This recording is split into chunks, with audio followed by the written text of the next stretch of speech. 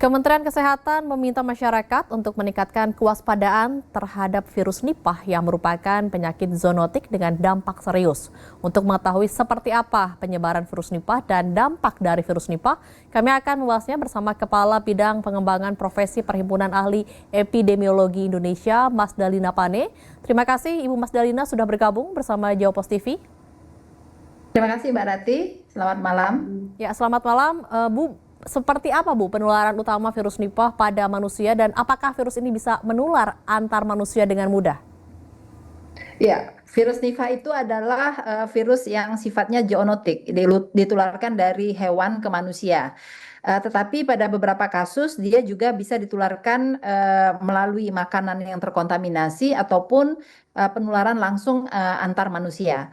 Sejauh ini sejak pertama kali ditemukan di tahun 1998-1999 di Malaysia, virus ini sudah terjangkit di 3 negara, yaitu Malaysia, Bangladesh, dan India. Di Malaysia sendiri setelah tahun 1999 tidak ada lagi kasus-kasus baru dari virus Nipah tersebut.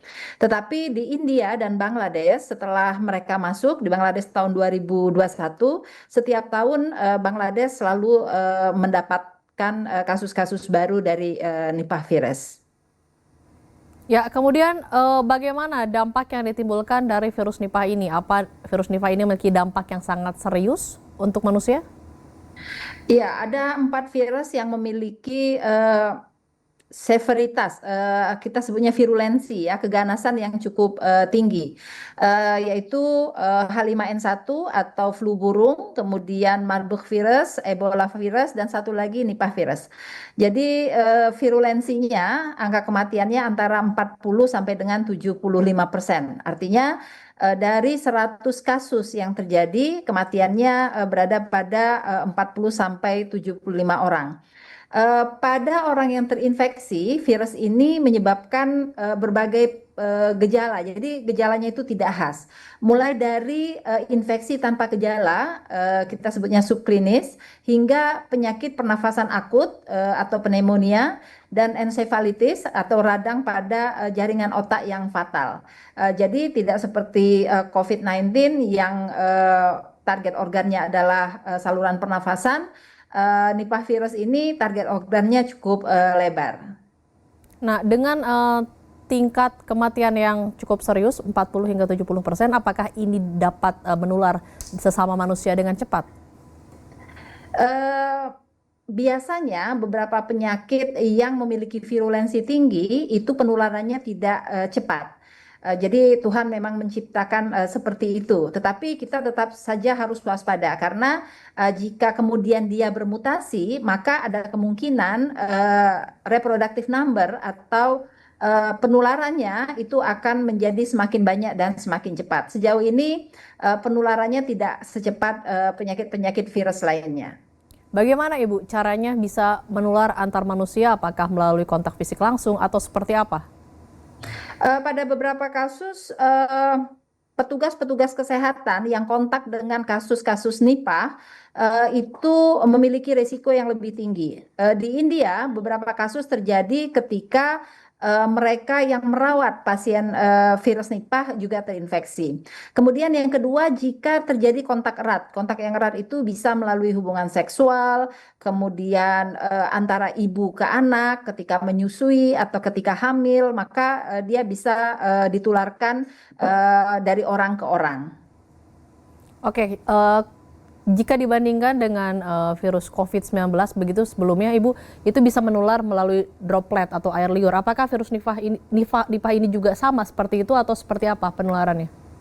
Iya, Nipah ini tidak sama seperti COVID-19, jadi penularannya melalui kontak langsung. Kontak langsung itu bisa melalui makanan yang kita makan. Jadi ada beberapa hewan yang juga bisa terinfeksi virus Nipah, antara lain babi. Di Malaysia itu babi itu menjadi penular pertama. Kemudian yang kedua melalui kelelawar. Kita sebutnya kelelawar buah ya.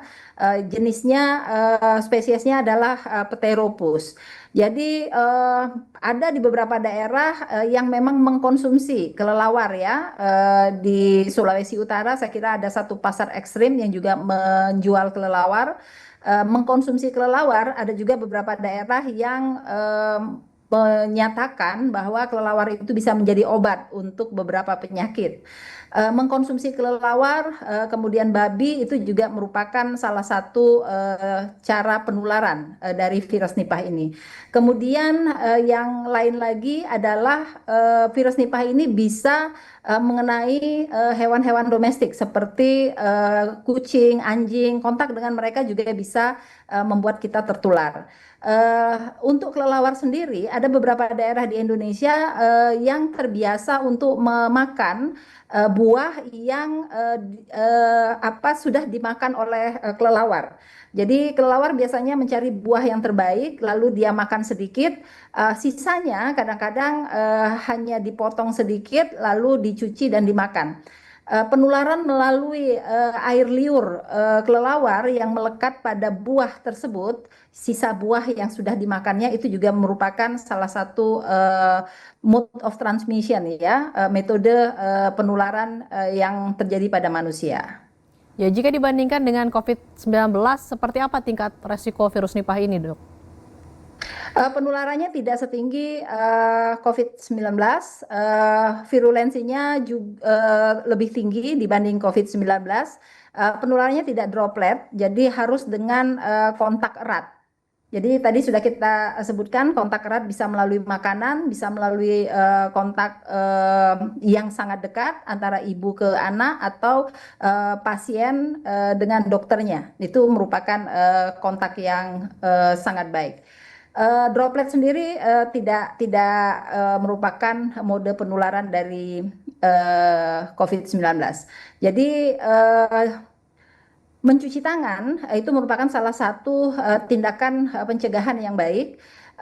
Memakai masker mungkin tidak begitu efektif, tetapi jika masker bisa mencegah kita memegang muka, karena di muka cukup banyak point of entry seperti lubang hidung, kemudian mata. Kalau kita tidak mengucek mata atau tidak memasukkan tangan yang kotor ke hidung, kemungkinan kita bisa tercegah. Jadi masker mungkin bisa digunakan agar kita tidak memegang atau menyentuh muka. Kemudian apakah virus Nipah ini berpotensi menjadi pandemi atau tidak, Bu? Sejauh ini tidak, karena dari tahun 99 itu sudah lebih dari 5 tahun, baru 3 negara. Tetapi yang harus diwaspadai, pada beberapa survei di Indonesia, kelelawar buah itu ternyata ada yang mengandung virus Nipah di Indonesia. Maka untuk memastikan apakah penduduk Indonesia sudah terinfeksi, harus dilakukan serosurvei pada penduduk di mana kelelawar itu ditemukan positif virus Nipah. Oke, kemudian bagaimana virus Nipah ini apakah lebih rentan untuk kelompok-kelompok rentan seperti lansia, ibu hamil, dan anak-anak, dan apa yang harus dilakukan masyarakat untuk mewaspadai penularan virus Nipah? Iya, karena infeksi ini juga mengenai mereka-mereka yang rentan, biasanya gejala, terutama gejala berat, pneumonia dan ensefalitis itu biasanya terjadi pada kelompok rentan. Siapa saja kelompok rentan itu? Bayi dan balita yang belum memiliki imunitas yang baik, kemudian orang tua lebih dari 65 tahun, lansia, kemudian yang ketiga mereka-mereka yang comorbid, itu merupakan kelompok rentan atau vulnerable population untuk Nipah virus. Oke, bagaimana kita bisa membedakan ini virus Nipah atau bukan dengan gejala-gejala yang mungkin mirip dengan penyakit lainnya? Tentu konfirmasi positif itu melalui pemeriksaan laboratorium PCR ya. Jadi jika mengalami gejala seperti ensefalitis atau pneumonia dan memiliki riwayat pernah singgah atau pernah tinggal kurang dari 14 hari di daerah terjangkit di 3 negara tersebut, maka harus dilakukan pemeriksaan PCR untuk virus Nipah. Apalagi kalau kemudian terjadi perburukan yang berat pada pasien tersebut. Oke, terima kasih telah bergabung bersama Jopos TV, Kepala Bidang Pengembangan Profesi Perhimpunan Ahli Epidemiologi Indonesia, Mas Dalina Pani. Sama-sama, terima kasih Mbak Rati. Sehat semua ya.